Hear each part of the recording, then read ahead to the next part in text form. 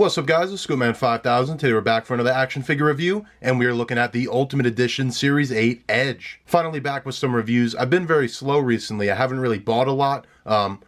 6 months of doing this YouTube and buying everything every week, it catches up to you. So haven't really been able to buy as much, but gotta trust those ringside pre-orders. That's always gonna come in at these sporadic times when I need them to have some videos to make. And yeah, Ultimate Edition Series 8, as good a series as any other of the Ultimate Editions. We're already 8 series in, and I have every figure so far. It hasn't really been a dud yet in the Ultimate line, and I think Edge and the Macho Man is as good of a lineup as you're gonna get. I gotta start with Edge. He's the most current, he's the most exciting, and the Macho Man looks excellent too. I'm gonna be looking at him this week, but this is of course the Royal Rumble Edge from when he really came back. And so the ones that we have are from the other pay-per-views, but this is really the one that you need if you're going by his big return. This is that figure. And it's only fitting that it's being done in the Ultimate Edition format. For the packaging, that means we're getting this kind of geometric style box. It's very similar to how the graphics for WrestleMania 31 were. The window is showing you pretty much everything. You got the coat, the swappable arms, and the head. And then the figure, of course, is in there all the way to the left. On one side, you get Edge's face. It says Edge on the bottom. On the other side, it just says Edge in the Ultimate Edition logo. And then here we get a nice shot of the figure and then also of Edge himself. But that does about cover the packaging. So now let's get to it and let's open up Edge. And here's Edge out of the packaging. And for the accessories, it's not the most in the world, but it's what we're used to with certain Ultimate Editions, where we're getting 2 separate looks, 2 separate display options for the figure. So obviously you have the in-ring wrestler Edge, but then also his entrance gear is included, and this is the Ultimate style, where you get the rubber piece for the middle, but the arms are actually swappable, fully articulated plastic arms that is going to give you the articulation that the big rubber coats aren't going to give you. And because they're still sculpted, they're able to fit in all the awesome details that Edge's jackets have. So if this were a cloth goods, you probably wouldn't get the same level of detail. And if it was just the regular rubber kind of cone look, the jacket would kind of be forced out to the side. You'd kind of be stuck in one pose. So that's really the benefit of Ultimate Edition. And then the next accessory, and the final one, is the swappable head. It's totally different and something that is really a first for a Mattel figure. And this is Edge with his hair swept back, and it's him running towards his opponent, about to do the spear, or really in the middle of the spear, more like it. But that leaves us with this version of Edge, the base version that came in the box, and it's a great figure on its own. I think if you have to get one Edge figure and you're not going to get everyone, this is probably the way to go, just because all the added articulation and with the posing options. I don't know, there's things about the Elite figure who I'll bring in that I just kind of prefer. I think the head sculpt,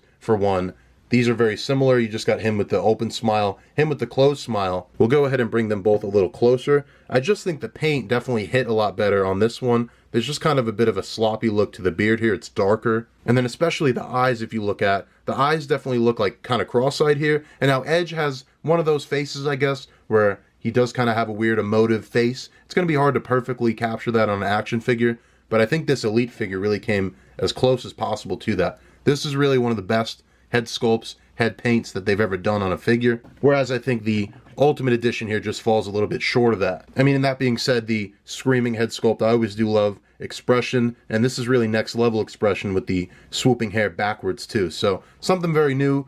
You know, it's good to see Mattel try to innovate with their Ultimate figures. When it gets to the rest of them, I think they capture the silhouette of Edge really well here, probably more than the Elites because they have, you know, unique parts. And also just the way the torso is kind of cut, because it makes the upper torso and the shoulders look a lot wider, and that's kind of Edge's proportions. He's kind of like a V shape to the most extreme extent. He's real wide up top, and then he kind of slenders down. And I think they do a really good job here. You know, Edge is like a huge guy, but he's like big and slender at the same time. So really cool that they're able to capture that. And I think if any figure has captured his physique the best, it probably is this one. I think what's definitely missing here is some chest hair. And what makes that even worse is I have like paint marks on the torso here, and that must have come from like the beard or the tattoos or something. If I'm feeling dangerous, I might go ahead and hit that with some little acetone, a little swab or something, but I'd have to assume that's like a one-time thing. It's not going to be everybody's figure, so I can't really hold it back for that. The tattoos are just about all the same from the Elite figure, as they should be. They're based on basically the same time frame. I feel like the tattoos are especially dark on here.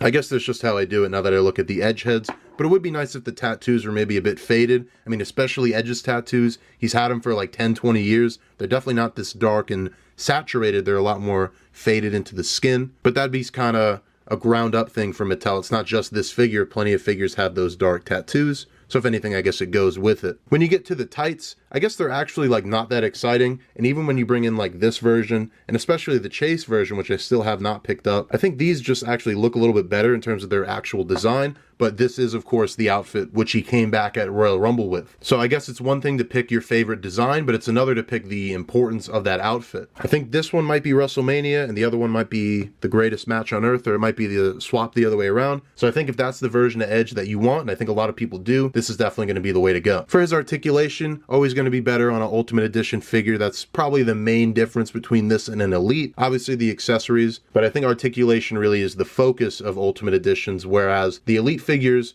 are very detailed, great paint apps, great sculpts, great paint, great all that. Really some top of the line, like for the price point. Mattel's doing some of the best work at the $20 figure market. But with the articulation, they're definitely years behind something like a Marvel Legends or even a McFarlane. But when we get to the Ultimate Editions, there is the price hike, but it is a lot closer to modern action figure articulation.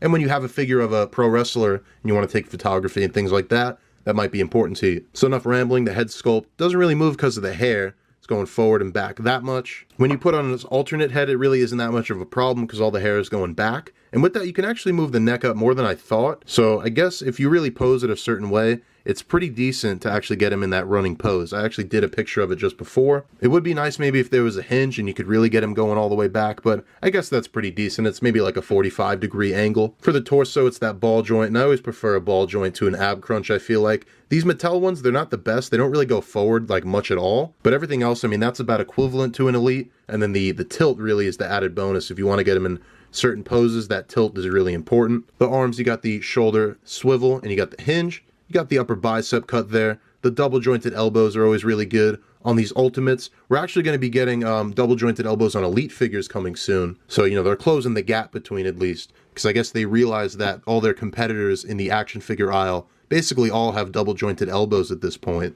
Now, of course, with the coat, the articulation is going to be a little bit different. You're limiting the head a little bit, and you're also limiting the torso slightly. The arms, actually, though, they're the swappable ones. With the plastic arms, you're actually getting most of that articulation. The arms, though, are the swappable plastic ones instead of the usual, like, rubber overlay. So you are getting most of the articulation. You still got the shoulder hinge and swivel, still got the bicep cut, a little bit ugly because of the cloth sculpt, but it works because it's black. But because it's dark, you're not really going to see the seam as much. Double jointed elbow is still really good. You can get a nice, you know, like rock and roll hand pose. And then speaking of which, those rock and roll hands are going to do the same as the base ones. The waist is going to swivel very tight there, but now that I've broken it, it seems to be going pretty well. The legs don't really kick back because of that trunk sculpt. They kick forward pretty well. You got the swivel at the thigh.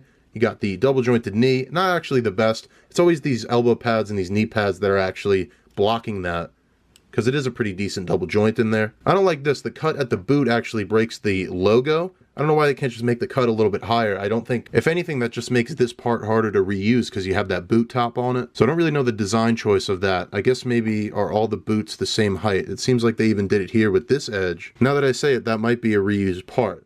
I think that's maybe why they did it. But at least when you get on this figure, the actual break is where the boot starts, you know, the white line. Here it's right in the middle of that logo. So that's a bit annoying. The foot's going all the way back. It's going forward. You do have a pretty decent ankle rocker. It's better than Elite's, but really not by much. And then the toe hinge is the next added bonus of the Ultimate Edition. And with Edge taken care of, let's go ahead and do my favorite part, and let's do some comparison. So we'll start out with the basics of Seth Rollins and Roman Reigns. Pretty good scale here, but the basics are always going to be a bit skewed. When we get to the Elites, things are a bit truer to life. You see Edge is standing just about neck and neck with Roman Reigns. And then we'll bring in the modern day Edge's two biggest rivals. We, of course, have Randy Orton, who we spent the whole last year fighting him in the summer. And now we have Roman Reigns, who we now know is going to fight Edge at WrestleMania. And then finally, we have the most direct comparison, and that is with the two most recent Edge Mattel figures. This one's obviously the flashback, the Edgeheads figure. And then we have the Elite 84, 85, 83, whatever it was of this Edge. And I think this is a really good comparison. And like I was saying, there are things about this Elite that I actually do prefer. The head sculpt being one of them. I mean, obviously one is a bit more expressive than the other, but even just in terms of the true likeness, and especially the paint apps, I think this one came across a lot better. So I don't know, there's just something to this likeness that I do prefer, but obviously the Ultimate Edition is going to have the added bonus of all the articulation. And that's going to do it for the Ultimate Edition Edge. Another super solid, awesome, detailed, articulated figure from the Ultimate Edition line. And Edge's comeback, really one of the best stories of the past decade or so. I think everyone, as a wrestling fan, as a community, I think everybody is happy to see Edge back and on top of the game. And hopefully he wins that title at WrestleMania. I guess we'll see what happens when he fights Roman Reigns. I did look at the previous Elite Edge I've been talking about in a video. You can check that out, as well as a whole bunch of other WWE figure reviews, AEW. We got some DC Multiverse, Ninja Turtles, all that kind of stuff is back on the channel. And you're going to want to stay tuned because we're going to be looking at the Match next. And that's going to finish out Ultimate Edition Series 8. So thank you guys for watching this video. Thank you for coming back after the little break I've had of not making videos. And I will see you guys in the next action figure review.